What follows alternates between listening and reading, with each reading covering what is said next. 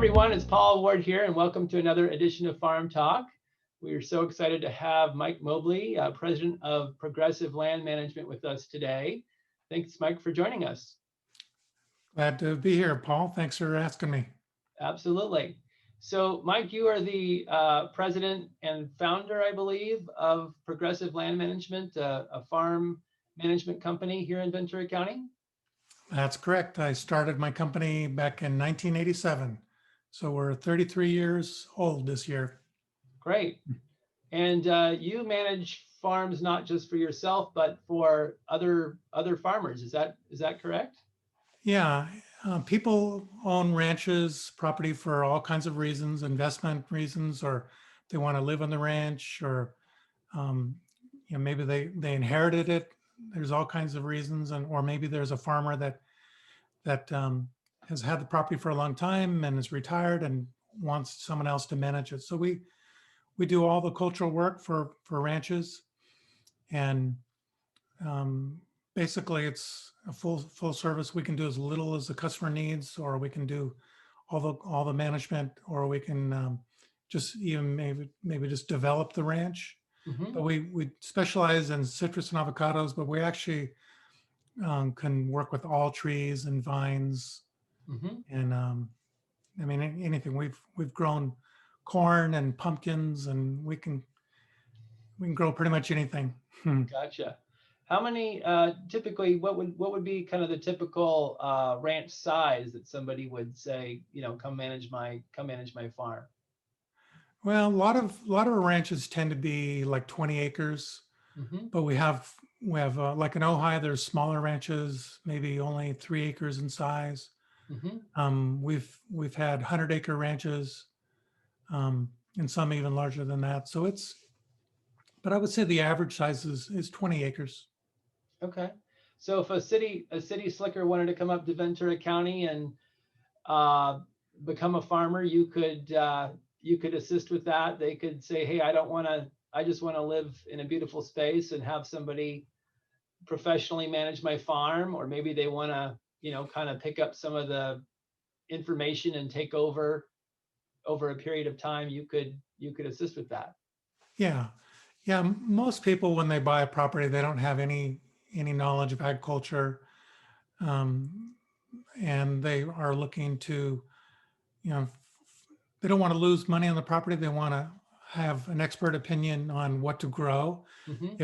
Especially if there's nothing planted on the property now, I can assist with deciding what crops to grow, which ones are the best investments. But if it has existing crops, typically it needs some work to get in shape. But most people just don't have the knowledge or the desire to learn, or just even the time to commit to doing it themselves. So that's why they hire a professional management company like us to do it. And some people want to help out on weekends, and we encourage that. Mm-hmm. If they want to just go out and try to get gophers, or or even just pick the fruit in the family orchard or something, it doesn't really matter to us.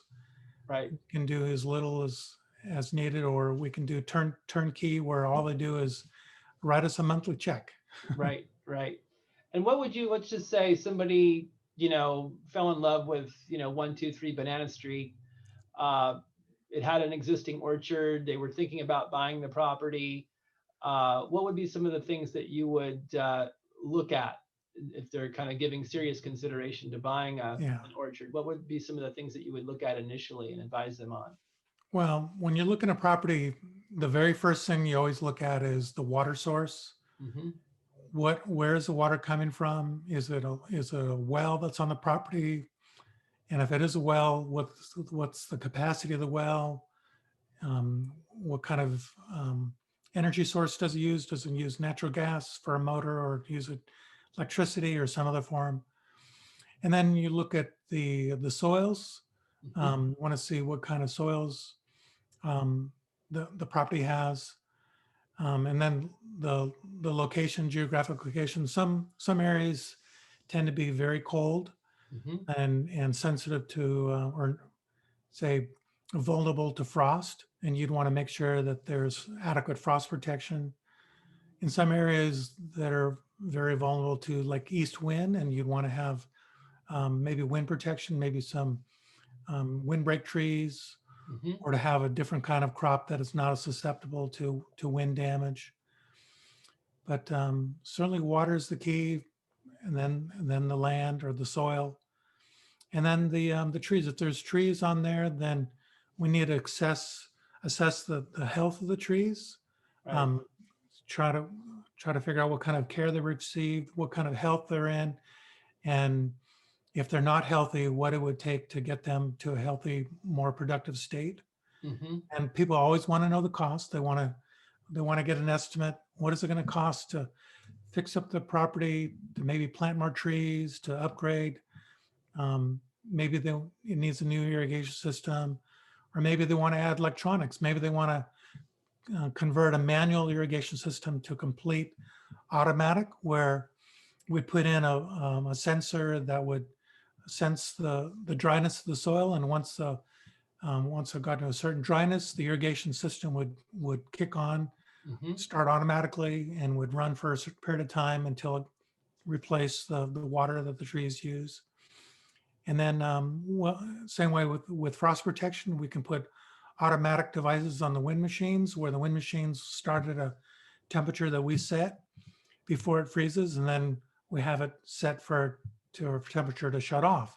So basically, it's automatic. No one has to be there to turn on and off a wind machine, and that's really a not only a money saver but a time saver, and it just makes people's just gives them a level of comfort that they don't need to worry about it. If they go on vacation Hmm. or leave the property for an extended period of time, um, we would be there as a backup. But if they have an automatic system, it's going to irrigate, it's going to do frost control, whatever it needs. That's kind of the way agriculture has been going. It's more much higher technology, and all those. There's certainly a cost involved, but it always involves less or savings of labor and money, and even crops. Saving your crop. I mean, if you had $200,000 worth of avocados on your trees, you could lose the entire crop in one night Right. if the temperature gets down to like 28 or below. Right. But running water as a heat source or running a wind machine can bring up the temperature 2 or 3 degrees and save your crop and make all the difference. Yeah. I've seen, years ago, I sold a property and the owner was way ahead of his time. He'd worked for Hughes Aircraft for 35 years and he was very tech savvy, and he had moisture readers in the soil in different zones of the property. And every morning he would get an email evaporation rate sent to Mhm. his computer every morning. And it took a while to sell the property. I think everybody was so intimidated by his system that he had created, and they said, "My gosh, what would happen if it broke? I mean, you are selling this property, but you're also in some ways selling the technology. And now the technology is so advanced, you could just go on your phone, see how much water's in the tank, turn the water on for so many minutes, for so many hours. Um, you can essentially be anywhere in the world almost, and see Yeah. what's happening at your property." Yeah. Now we have moisture sensors that would calculate the moisture level in the soil like every 13 minutes. Wow. So you can see it on your phone. You could um, have it in graph form. I'll say on a smartphone where you could actually, it would automatically graph. You could see how the soil is getting drier, and you can predict within 2, 3, maybe even a week in advance that it's on this day, in this period of time, it's going to require an irrigation. So um, you can predict it way in advance. But the best thing is not only knowing when to turn it on, but it's even more important when to turn the water off. So you can have a capacitance type soil moisture device Mhm. that measures the level of soil or measure the level of moisture in the soil from the surface all the way down to like 30 inches. Mm-hmm. And as you irrigate, you can see the water at the upper profile get wetter, but it's dry down below. But you can actually physically watch the moisture level as the water goes down.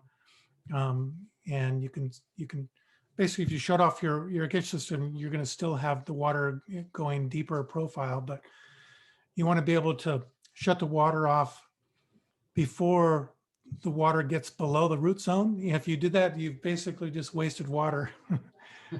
There's no reason to water below the root zone. It's just, Right. unless you're leaching it, unless if you're trying to leach the salts out of the Mm-hmm. soil, which we do occasionally, that'd be the only reason to do that. But So otherwise, these devices are great at saving water and right. allowing us to measure and predict exactly how much water to add to the system. Mm-hmm. I typically tell people too that I'd rather have a crappy, buy a crappy grove with good water than a beautiful grove with, risky, expensive water. Yeah. Because the cost of water is such a factor in farming today. Yeah. With high cost water, the only way to make money is to have consistently high production. Mm-hmm. And that kind of puts a lot of pressure on the orchard to consistently have high production every year. But which is not really practical. There's going to be years where Right. the crop just doesn't set and you're going to have lower yields. You might lose money that year, but then the next year you might make it up. But when you have high water costs, your profit margins are very thin. It definitely is riskier. We much prefer a well water situation versus buying it from the county or district, which is much higher cost. Right.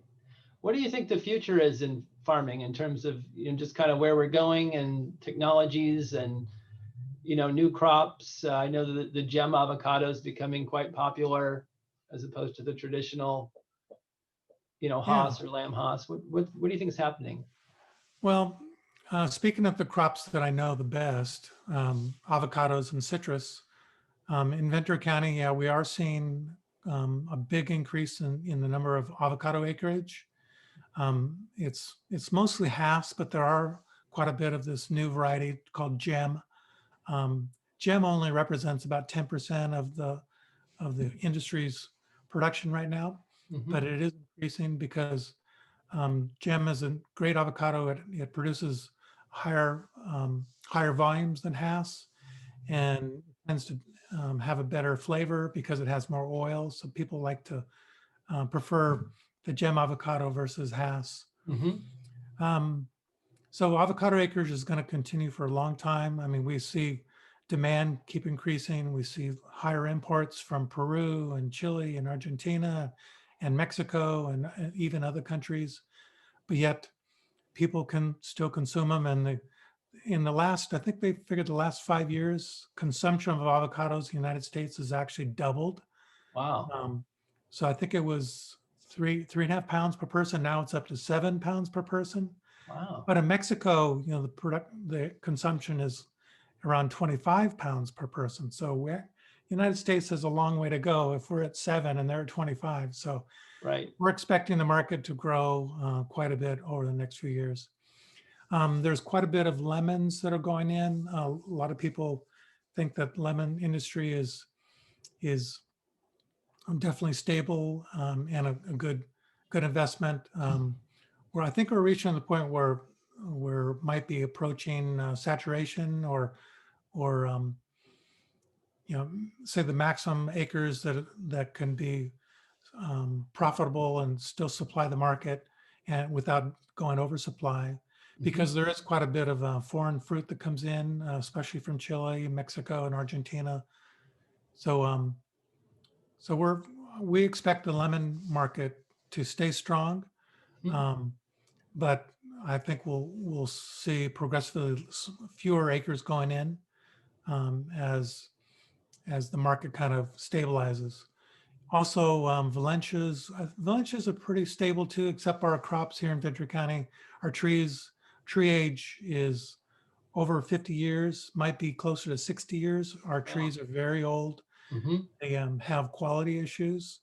We see a little bit of new Valencias going in, but I think over time, people are going to realize that their older trees really need to be um, replaced with younger trees that are going to be more productive and have better quality fruit.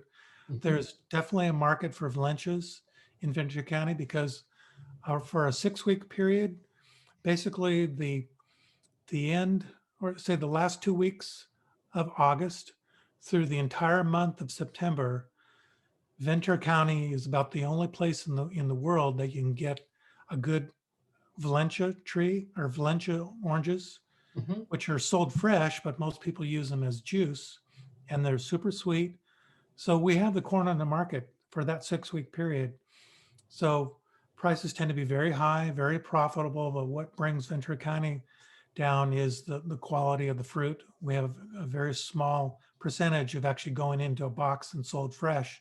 Much higher percent is sold as juice, which isn't as profitable. So as people realize that they need to recondition the trees, take out the old Valencia trees and replant new, I think that'll be a good variety, especially in places of the county where it's really too cold to grow anything else. It's too cold for lemons. It's too Hmm. cold for avocados. But like in Ojai, it's perfect for Valencia oranges. Hmm. Parts of Peru where it's very cold, great place for oranges.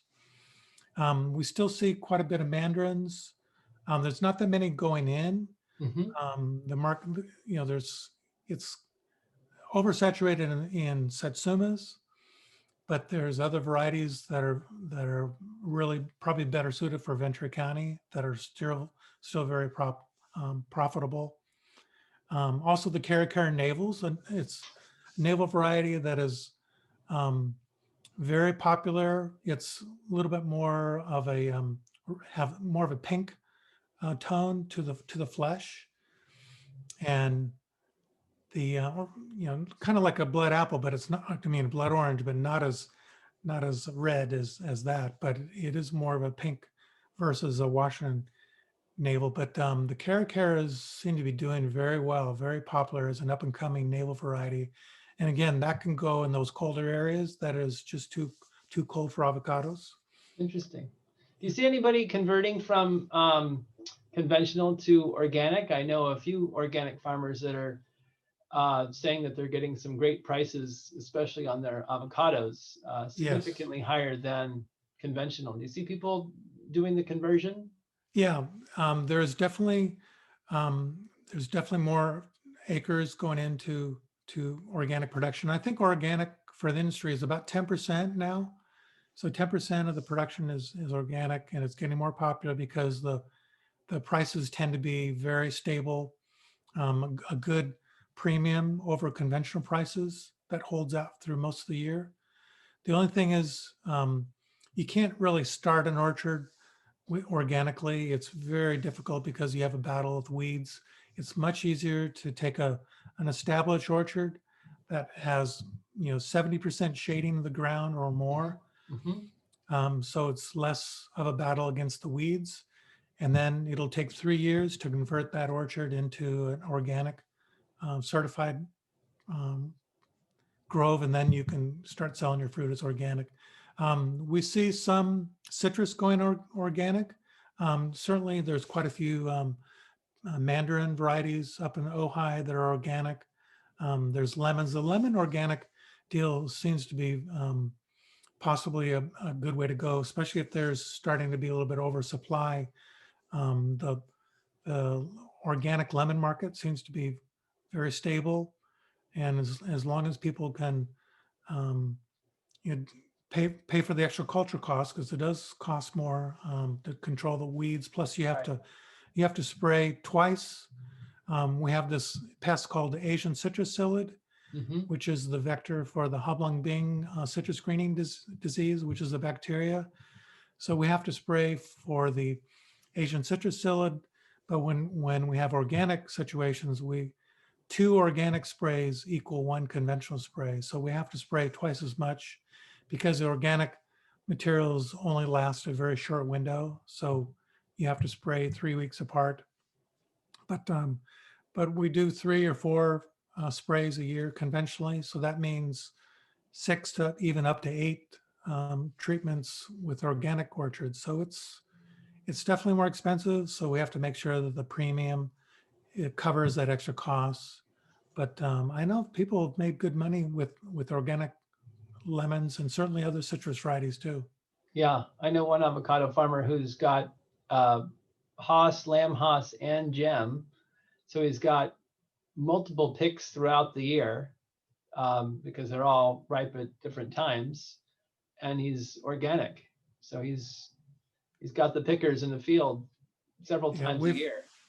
we've had we were taking care of 52 acres of organic Hass up in Carpinteria, and it was just unbelievable the production they were getting and the consistent high prices. I mean, it was probably, I would say 60 to 70 cents per pound premium over the conventional price. But the Wow, production was, I never saw the production go under 20,000 pounds. It was usually between 24,000 and close to 28,000 pounds per acre per year consistently. that's Carp- incredible. Carpinteria is absolutely the most incredible places for growing avocados. Oh, that's The amazing. climate is absolutely perfect. It doesn't, in most places, it doesn't freeze. A Mhm. little bit of wind, frost protection needed, but not very much.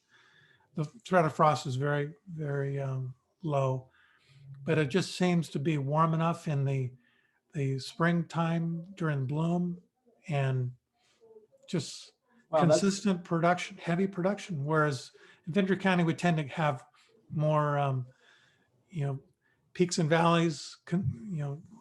One heavy year followed by a small year, and right. that's the typical physiology of a house or any avocado tree is up and down alternate bearingness, they call it.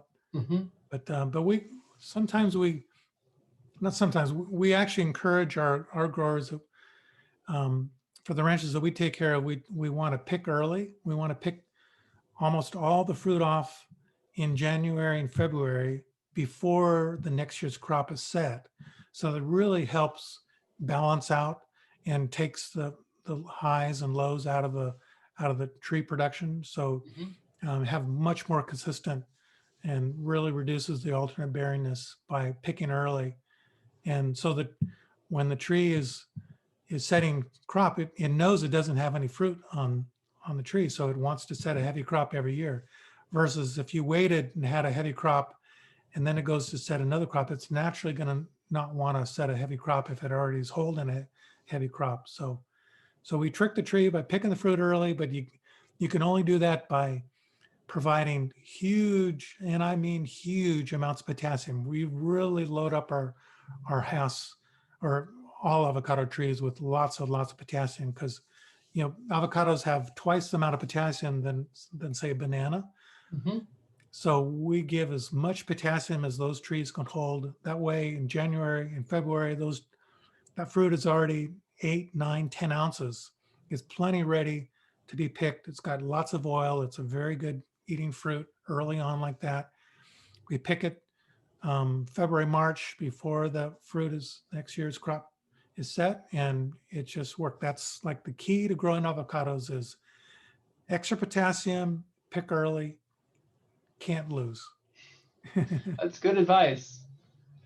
Well, thank you, Mike. How can somebody get a hold of you if they wanted to know more about grove management and they're thinking about buying a ranch here in Ventura County? Well, the easiest way would be to go on our website, which is www.prolandman.com, prolandman.com. So that's Progressive Land Management, abbreviated. Prolandman.com. Yep. And then my email address is mike@prolandman.com. That sounds good. That's easy enough. Well, thank you, Mike. I appreciate you coming on the show. Uh, Anytime. It was great. Always good to share time with you, Paul. Likewise. Thank you.